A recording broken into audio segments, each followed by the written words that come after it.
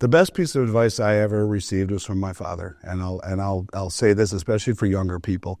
I started this company in 1989 with my dad. I was 19 years old, and there was no internet, and we started in an office the size of a closet. And he borrowed money from his best friend, whose middle name was Franklin. His middle name is Miles. We come from nothing. We're the American dream. He said to me, I won't let you make the same mistake I've made as a younger man. The only rule at this company for you and I to build this would be that you'll buy something, gold or silver, every 2 weeks when you get paid, period. I don't care if it's 1 ounce of silver. And honestly, Charlotte, is the best advice I've ever been given in my life. And everyone who works for me, I say the same thing. I've owed the company outright for 2 decades. He won't fire me anymore. He said he'd fire me if I didn't do it. But I've honored my word to him, yes, because that's important to me, to honor my word, but it's learning the laws of compounding for you instead of against you, and realizing that, you might be young, but, if all goes well, pretty quick, you wake up and say, whoa, where'd all the years go? And it's easy to not prioritize your future self. So by paying yourself first and learning the laws of compounding, becoming regimented in paying yourself first, so that down the road, if you could have a discussion with yourself, I'm 54, and if I could talk to my 21-year-old self, I'd be, hey man, put some money away, so you're gonna have 3 kids and they're going to college, and you better do it. Life's expensive, and most people don't think that way. That was the best gift I've ever been given. That's the gift I would tell people to embrace, and that would be, let the laws of compounding work for you instead of against you. I look at silver as the most asymmetrical risk-reward trade I've ever seen. Lowest downside, best upside. Being on the wrong side of a naked short right now in this market, where countries are actually including them into their strategic stockpile, where China is flying around the world buying concentrate and doré, tells me that this game has never been closer to ending, and really they understand what we're doing, and they're using our suppression against us.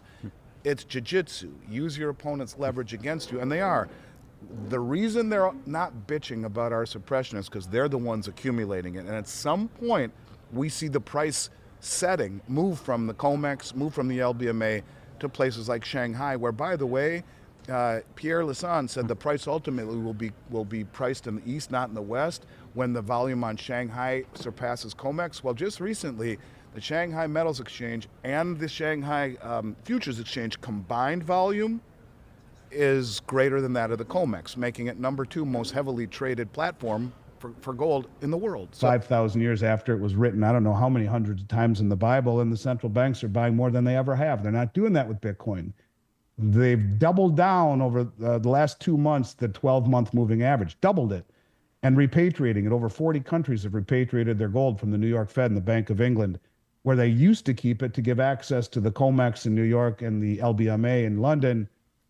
And here you like Bank of India just brought back 100 metric tons of gold that they've held there since 1991. They have virtually no gold at the LBMA anymore at the Bank of England.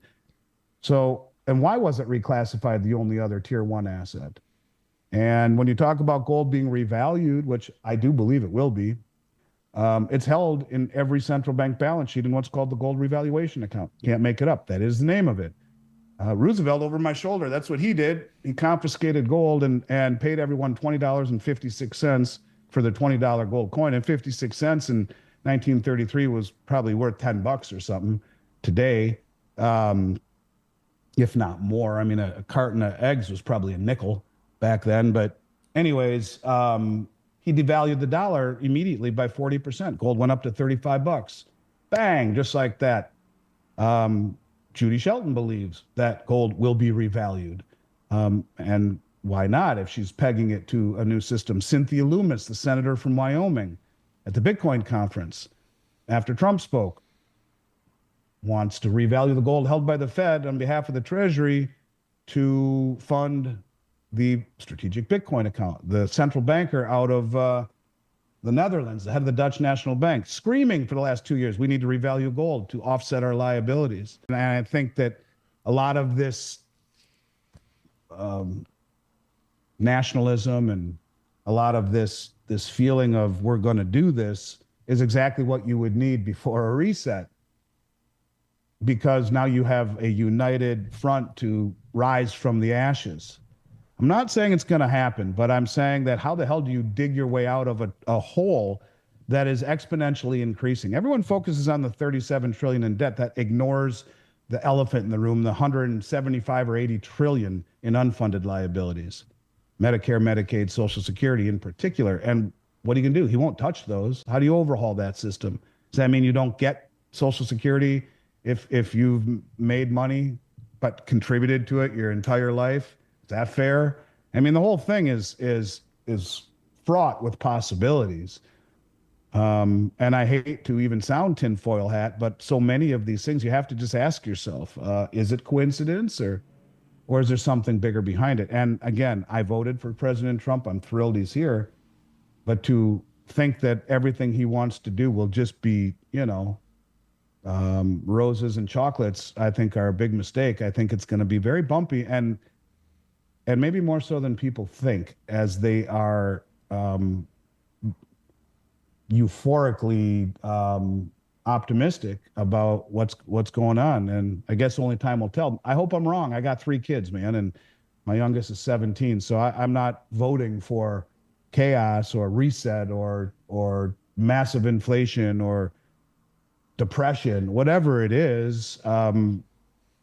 In my mind, you have to reset the system somehow. You'll never, ever pay off this debt. You'll never fix things without resetting the system. And this is what happens when you mess with Mother Nature the way we did with interest rates for such a long period of time. I've never in 35 years seen a market like this ever. Never.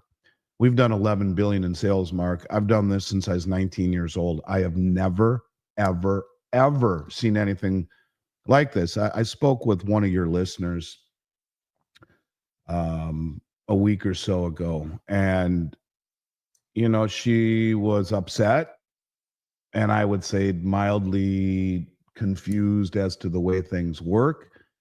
And it is something that I don't know. I know you're going to have Jason on here, and I'm limited in time today. I can try and discuss briefly, and that is the concept of premiums.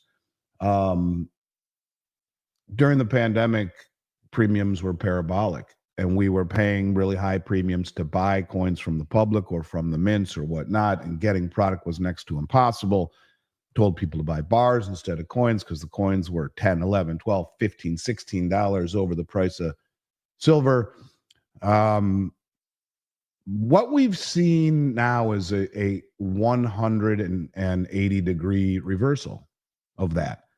You have the Trump trade, this euphoria surrounding kind of what we were saying about cash. I mean, the country was, it's almost like we lived in bizarro world for 4 years. Like, this can't be happening, right? In every metric. I left Minnesota because of it and moved to Florida, a place I said I'd never leave. I loved it there. It was a great place. I didn't care about the cold. I shoveled my long drive. I put on my headphones and I'd be out there for 3 hours shoveling. I enjoyed it. I snowmobiled, I skied. I never was bothered by the cold. None of that stuff mattered to me. The taxes, none of it. I loved it there until it became bizarro. And that, I think all of us had our own feeling about that over the last few years. But when Trump came in, and we can see he's reversing that. He's gaining credibility. He's gaining legitimacy by most, even some of the left. They've inflated the housing market. Not only have they inflated it through interest rate suppression since 1982. So asset prices have become for those people who were fortunate enough and industrious enough like Paul to buy his first home back in the 80s, when interest rates were sloping down. From that point, for the last 30 years, we've had interest rates that have been falling until just recently, giving asset prices a supercharge. Absolutely, 100%. And to your point also, guys, I used to do a presentation on this, and I'm going to do this from memory. In 1960, the average price of a home in the United States was 17 grand, exactly. And that's what the census, 16,970 or whatever. That's what the Census Bureau says. And gold was $39 an ounce. You do the math, it comes out to $435, 435 ounces to buy that house in 1960. If you wouldn't have bought the house and with your gold that your grandfather left for you, those 435 ounces, and instead you took out a mortgage. Here we are 60 years later, and the gold hasn't earned anything but dust, no interest attached to it. And that gold that you could have sold for $17,000 is now worth $1 million. So that's the only issue that I see facing the younger generation, is that interest rates have been suppressed for a long time, which have created questions about what really is price discovery. And as rates go higher, I think the younger generation will really take value in what you're teaching them, because I think you'll see some sort of a rebalancing between asset prices and higher interest rates. There will be many opportunities for younger people that maybe don't see them right now in an environment where asset prices are still rather inflated.